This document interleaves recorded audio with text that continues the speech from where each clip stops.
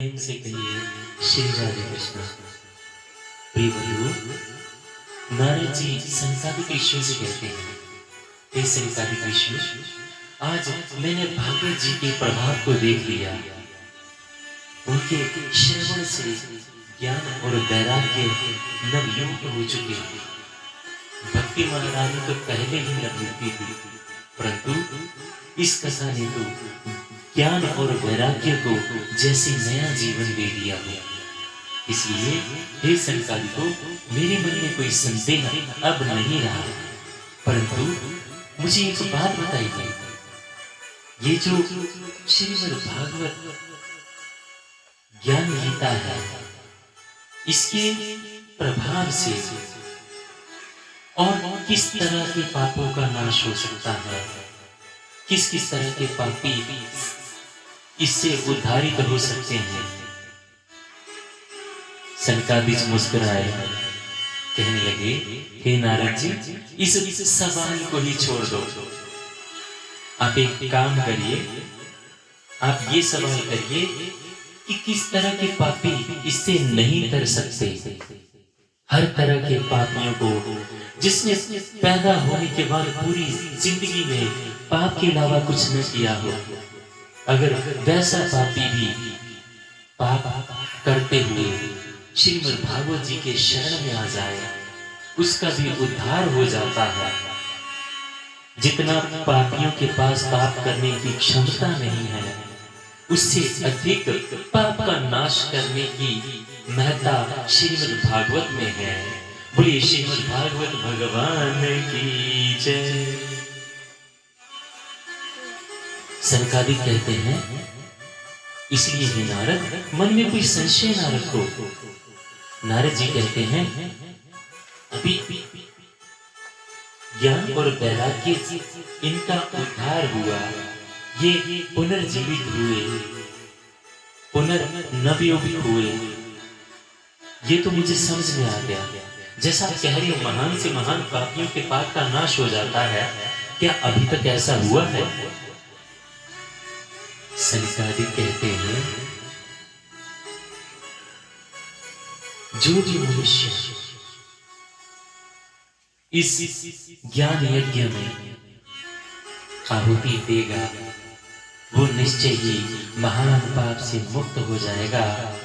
ऐसा ही मैं तुम्हें एक दृष्टांत सुनाता हूं।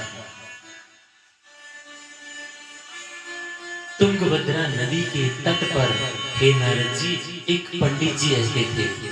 उनका नाम आत्मदेव था। ब्राह्मण थे, पंडिताई करते थे, बड़े सीधे और सच्चे तथा सरल स्वभाव के थे, परंतु उनकी पत्नी उतनी ही उत्पाती। उनकी पत्नी का नाम था धुंधली देवी। जब तक किसी से लड़ाई झगड़ा ना हो जाए, तब तक भोजन हजम नहीं होता। इस प्रवृत्ति की वो स्त्री थी।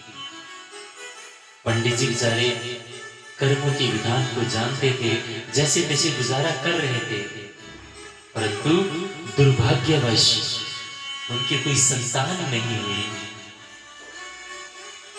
और इसी चिंता से चिंतित हमेशा चिंतन में लगे रहते, भगवान के चिंतन में, और अपनी चिंता को मन ही मन लपेटे रहते हैं। एक बार चिंताएं चिंतन के ऊपर हावी हो गई और अचानक पैर उठे और जंगल की तरफ चल दिए और निश्चित कर रहे हैं, मन में द्वंद चल रहा है कि आज अपने प्राण त्याग दूंगा। आत्महत्या का विचार मन में लेकर जंगल में पहुंच गए, क्योंकि साधारण मनुष्य तो घर में रो भी नहीं सकता, और खासकर आदमी तो रोने से रहा। जंगल में चला जाऊंगा, वहां आत्महत्या कर लूंगा। आत्महत्या करने के लिए एक पेड़ के नीचे बैठे हैं, मन में विचार कर रहे हैं, क्या करूं। सारा दुख उफल के बाहर आया, जोर जोर से रोने लगे, चिल्लाने लगे, और चिल्लाती हुई भाव यही है कि कोई जंगली जानवर आए तो खा ले, तो गोविंदाय नमो नमो हो जाए, ये जीवन से मुक्ति तो मिले। अब जोर से चिल्ला रहे थे, उसी मार्ग से एक संत निकल रहे थे और कहते ना, संत हृदय नवनीत समाना, संतों का हृदय माखन के समान होता है। प्रिय बंधुओं, संत के मन में सीधा विचार आया, आहा, कोई मेरे प्रभु का प्रेमी अपने प्रभु के लिए रो रहा हो,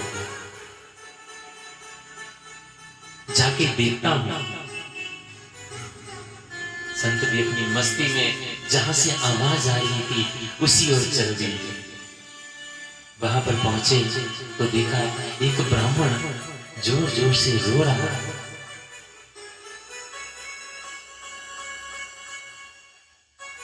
ब्राह्मण के पास पहुंचकर संत ने कहा, कथम रो देवी, क्यों रो रही हो, मुझसे कहो। ब्राह्मण ने संत को प्रणाम किया, दंडवत प्रणाम करके अपनी सारी समस्या को विस्तार से सुनाने लगे। कहते हैं, पूर्व जन्म के पाप उदय हुए हैं, शादी किए हुए कई वर्ष बीत गए, परंतु अभी तक कोई संतान नहीं हुई, बेटा नहीं है, इसी दुख से मैं रो रहा हूं महाराज। महात्मा जी ने माथा पकड़ लिया, कहने लगे, मैं सोच रहा था कि अपने प्रभु के लिए रो रहा होगा, हाय रे, इसकी मति मारी गई है जो बेटा और संतान के लिए रो रहा है। उन महात्मा जी ने समझाने की कोशिश की, समझाया कि हे विप्र, बेटा और बेटी से कोई सुखी नहीं होता, जो वस्तु हमारे पास नहीं होती ना, उसमें हमें सुख दिखता है। कभी बाइक नहीं होगी, पैदल चलते होंगे तो बाइक में सुख दिखेगा, गाड़ी नहीं है तो गाड़ी में सुख दिखेगा, घर नहीं है पक्का, बड़ा घर नहीं है तो बड़े घर में सुख दिखेगा, और जब कोई इस सुख मिल जाते हैं तो ये शून्य लगते हैं। इसलिए हे विप्र, तुम भगवान का चिंतन करो, उन्हीं की शरण में जाओ जो सबको सुख प्रदान करने वाले हैं। परंतु ब्राह्मण कहाँ मानने वाला?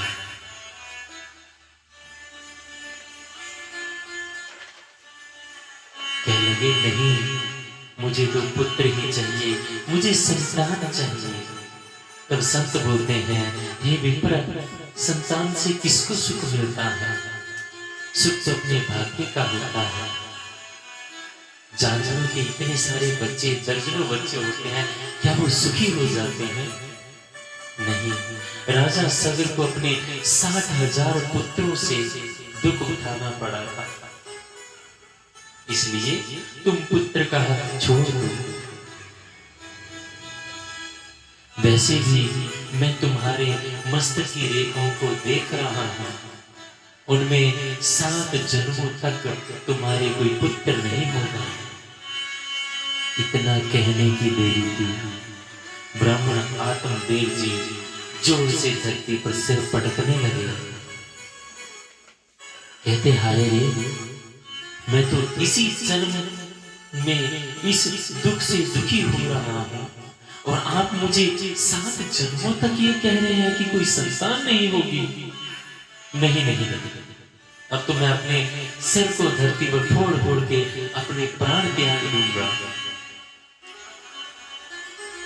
नहीं तो आप सब समर्थ हैं, आप मुझे पुत्र प्राप्ति का वर दीजिए, नहीं तो मैं अपने प्राण त्याग दूंगा और ये ब्रह्म हत्या आपको लगेगी। अब साधु महात्मा संत सोचने लगे, अरे कहाँ फंस गया, कहाँ अपने मार्ग में हरि भजन करते हुए जा रहा था, और कहाँ अब ब्रह्म हत्या का पाप उठाना पड़ेगा। सोचा एक बार फिर ब्राह्मण को समझाने की कोशिश करता हूं, शायद मान जाए। परंतु आत्मदेव जी नहीं माने।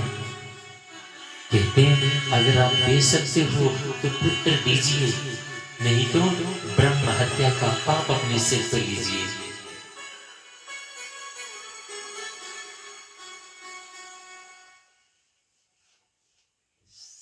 संत ने सोचा ये ऐसे मानने वाला नहीं है।